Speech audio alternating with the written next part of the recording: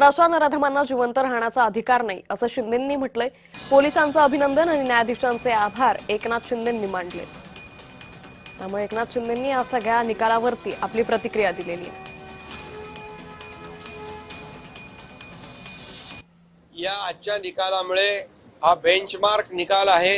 अतिशय जलद गतीने पोलिसांनी देखील तपास केला, 2 आठवड्यामध्ये चार्जशीट फाईल केली, योग्य तऱ्हेने पुरावे सादर केले, कुठेही गुन्हेगाराला सुटण्याची संधी मिळाली नाही अशा प्रकारचं वक्तव्य न्यायाधीशांनी देखील दिलं।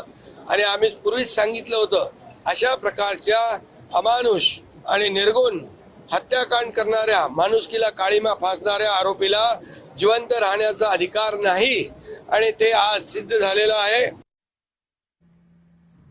तर नसरापूरच्या या निकालावरती विविध राजकीय नेत्यांच्या प्रतिक्रिया समोर आल्यात, पाहूयात।